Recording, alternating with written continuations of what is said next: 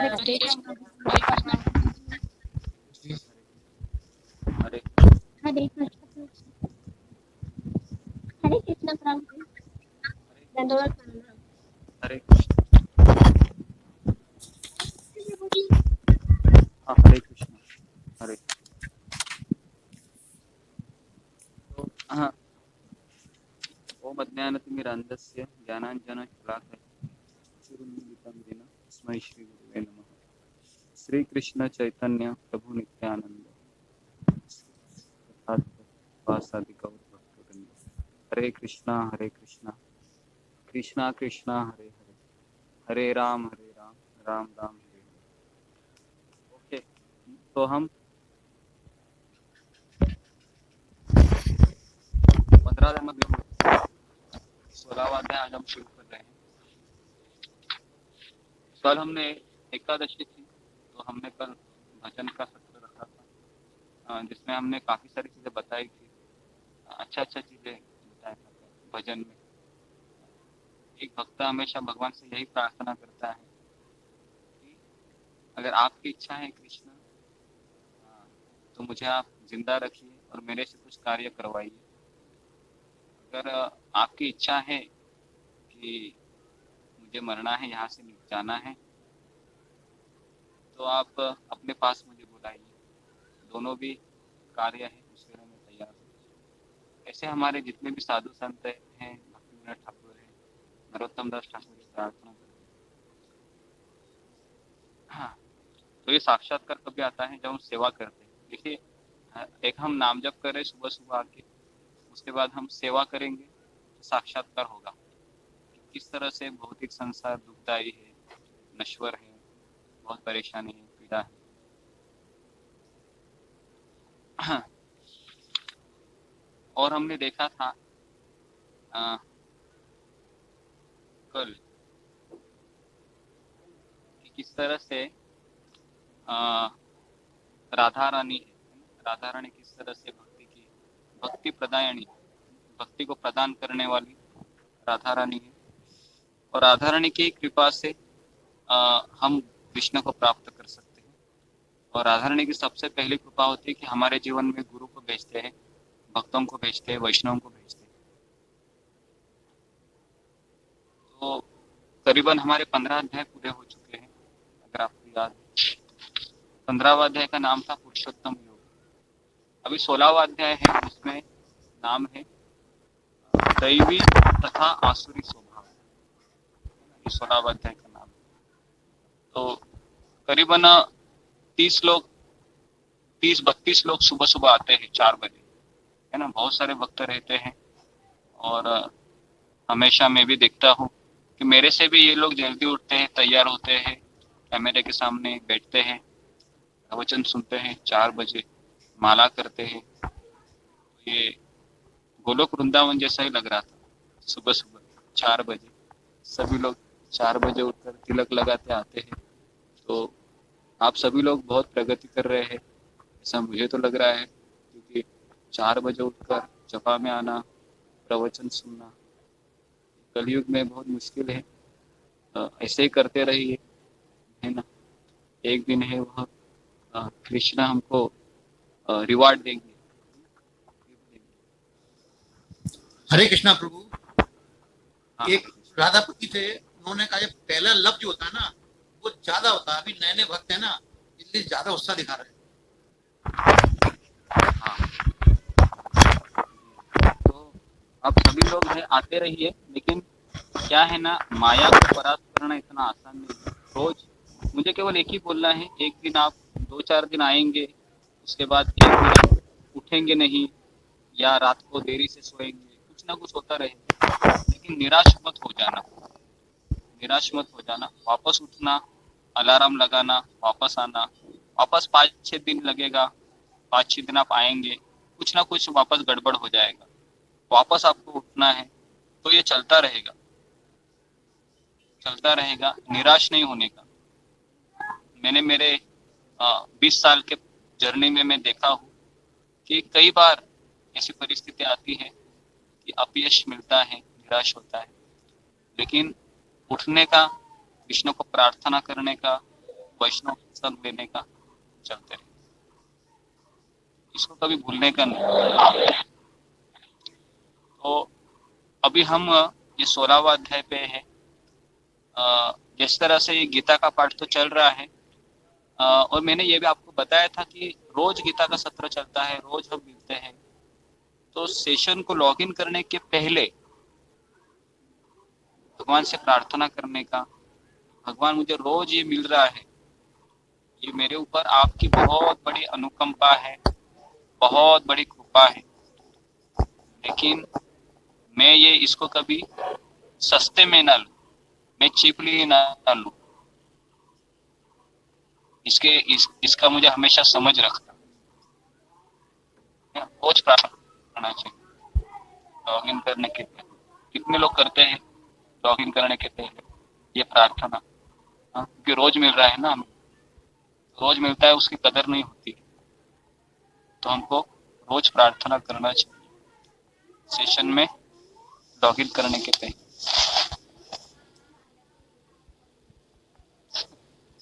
समझ में आ रहा है ना सब? सुन रहे हैं नहीं सुन रहे? अभी रोज प्रार्थना करें, प्रार्थना रोज करते हैं। हाँ, और लॉग आउट करने के बाद भी भगवान से धन्यवाद करने का कि भगवान आज आपने मेरे खाते में ये समय दिया था, मैंने इसका पूरा फायदा उठाया, बस इसी तरह से कृपा मेरे ऊपर बनाए रखना, क्योंकि किसी भी परिस्थिति में मैं आपको भूलना नहीं चाहती हूँ, मैं आपको भूलना नहीं चाहता। हजारों हजारों गुरु 9:30 बजे क्लास मेरी चालू नहीं हुई थी, पता नहीं क्या हो गया। हजारों हजारों जन्म है मैं आपको भूलकर माया के सागर में गोते खा रहा हूँ, आज इस जन्म में मुझे इतना सब मिल रहा है, तो जो मुझे मिल रहा है ना उसके लिए कृतज्ञ होने का, और जो नहीं मिल रहा है तो उसके लिए हम भगवान से प्रार्थना करेंगे कि भगवान मुझे आप भक्तों का संग दीजिए, भक्तों का संग है तो मैं चलती रहूंगी, चलता रहूंगा। ये मैं इसलिए रोज बताता हूँ क्योंकि भावना नहीं है ना सत्संग में, तो फिर वो मजा नहीं आएगा, कि हम तो कृष्ण भावना भावित होना चाहते हैं, हमको केवल यहाँ पर ऐसा नहीं करना। हाँ, क्या हो गया? तो 1 घंटा हमको मिलता है ना, तो रोज हमें ये चेतना को बनाए रखना है। मेरा काम यहाँ पर यही है कि मैं रोज मिलता हूँ, तो हम रोज चेतना को बनाए रखना है। हाँ, मुझे ये अवसर मिला है, हाँ मेरे पास ये अवसर है सत्संग करने का, हाँ मैं रोज सुबह उठूंगी, हाँ मैं रोज सुबह भगवान का नाम लूंगी, हाँ उसमें मेरे इमोशन भी डालूंगी। तो अभी 16वें अध्याय में हम हैं दैवी तथा आसुरी स्वभाव। तो पिछले अध्याय में कृष्ण ने भौतिक जगत के अश्वत्थ वृक्ष का वर्णन किया, लेकिन इसके फलों का वर्णन नहीं किया था, है ना, क्योंकि वृक्ष होता है उसके 2 फल होते हैं, कभी कभी फल है वो मीठा लगता है, कभी कभी फल वो खट्टा लगता है। तो इस अध्याय में कृष्ण वृक्षों के फलों का वर्णन करेंगे, जो 2 प्रकार के होते हैं। अच्छे फल उसको दैवी गुण कहते हैं, जो मोक्षकारी होते हैं, और बुरे फल जो आसुरी होते हैं और जो बंधनकारी। तो सर्वप्रथम कृष्ण अच्छे फलों का वर्णन करेंगे। तो इस अध्याय में टोटल 24 श्लोक है। पहले 3 श्लोक में दैवी संपदा के बारे में कृष्ण बताते हैं, 4 से 8 श्लोक में आसुरी संपदा के बारे में बताते हैं, 10 से 20 श्लोक में आसुरी लोगों के कार्य, उसके परिणाम, उसकी मनोवृत्ति, उसका आचरण, उसके विचार, उसका गंतव्य, इसके बारे में बताते हैं। और 21 से 24 श्लोक में बताते हैं कि आसुरी प्रवृत्तियों को त्याग कर शास्त्रों का पालन करना चाहिए। तो इस तरीके से ये पूरा अध्याय में कृष्ण अर्जुन को बता रहे हैं। पहले 3 श्लोक है, 1, 2, 3, जिसमें दिव्य गुण बताए हैं। तो ये 3 श्लोक है वह पढ़िए, कौन पढ़ेंगे? अभयं सत्त्व शस्त्रतेर ज्ञानैर्व्यवस्थितिः दानं दमश्च यज्ञश्च स्वाध्यायः तथार्जवम् अहिंसा सत्यम क्रोध सत्याग्रह शांति परेशुरम दया भूतेशून्यतम मार्दवम हीर चापलम तेज क्षमा धृति शौचम द्रोहो नातिमानिता भवन्ति संपदम देवी जायतस्य भारत। भगवान ने कहा, हे भरतपुत्र, निर्भयता, आत्मशुद्धि, आध्यात्मिक ज्ञान का अनुशीलन, दान, आत्म संयम, यज्ञ परायणता, वेदाध्ययन, तपस्या, हिंसा, क्रोध, विहीनता, त्याग, शांति, चंद्रान्वेषण में अरुचि, समस्त जीवों पर करुणा, लोभ विहीनता, भद्रता, लज्जा, संकल्प, तेज, क्षमा, धैर्य, पवित्रता, ईर्षा तथा सम्मान की अभिलाषा से मुक्ति, ये सारे दिव्य गुण हैं जो देवी प्रकृति से संपन्न देवतुल्य पुरुषों में पाए जाते हैं। तो देखिए, इस श्लोक में बता है अभयम, सबसे पहला है अभयम। हर हरे कृष्ण। अभयम, तो अभयम का अर्थ क्या है? निर्भयता। निर्भयता कभी हमको प्राप्त हो सकती है जब हमारा ईश्वर पर हम निर्भर रहेंगे। लोग बोलेंगे कि हम ईश्वर में निर्भर रहेंगे तो मेरा दाना रोटी कैसे चलेगा, मुझे तो भगवान देंगे नहीं ना, ऐसे मतलब मैं कुछ नहीं करूंगा और मेरे सामने दाल रोटी सब्जी चपाती तो आएगी नहीं। तो फिर ईश्वर पर निर्भर होना मतलब क्या है? तो ईश्वर पर निर्भर होने का अर्थ है मैं मेरा 100% पूरा कार्य करूं और परिणाम के लिए मुझे कृष्ण पे निर्भर हूं, क्योंकि फल देने वाला एक ही व्यक्ति संसार में, वह है कृष्ण। कार्य करना हमारे हाथ में, तो इसलिए ईश्वर पर निर्भरता का अर्थ क्या है कि सारे हमारे कार्य हम करेंगे और अंतिम परिणाम हम कृष्ण पे छोड़ेंगे। एक समय की बात है, पूना के प्रेसिडेंट है राधेश्याम प्रभु, वो बता रहे थे कि कोरोना में ना, सारे विश्व की बात कर रहे थे, कोरोना में भक्त के घर में अगर कोई कोरोनाग्रस्त होता था तो उसको वो हॉस्पिटल में लेके जाते थे। और हॉस्पिटल में लेके जाने के बाद अभी आपका काम बोलते वो हो गया, अभी आपका काम हो गया, अभी आप माला करो। तो वो बता रहे थे कि लोग माला नहीं कर रहे हैं, माला करना चाहिए ना, अभी आपका तो काम हो गया, आपने हॉस्पिटल में उसको एडमिट किया है ना, अभी एडमिट करके वो जिंदा आएंगे नहीं आएंगे ये तो कृष्ण पे छोड़ दो ना आप। तो हमारा काम कब तक है, एक सीमा है हमारे काम को, उसके बाद हम कृष्ण के ऊपर छोड़ना चाहिए कुछ चीजें। उसके बाद है सत्व संशुद्धि, मतलब आत्मशुद्धि। तो आत्मशुद्धि कभी होती है जब हम विधि विधानों का पालन करते हैं। विधि विधान कौन से हैं? 4 नियम है, मांस नहीं खाना, जुआ नहीं खेलना, नशा नहीं करना, चाय कॉफी, प्याज लहसुन। उसके बाद विधि विधानों के द्वारा, और ये है डोंट्स हो गए, और डूज क्या है? भक्तों का संग करना, गीता पढ़ना, गीता भागवत जप करना, महाप्रसाद खाना, प्रसाद खाना, तो ये हो गया डूज। विधि विधानों के द्वारा आत्मशुद्धि होती है। उसके बाद है ज्ञान योग अवस्थिति, आध्यात्मिक ज्ञान का अनुशीलन करना। तो आध्यात्मिक ज्ञान का अनुशीलन करना है तो हमारे जीवन में कोई भक्त या शिक्षा गुरु या दीक्षा गुरु चाहिए, तो ही हम आध्यात्मिक ज्ञान का अनुशीलन कर सकते हैं। चौथा है दान।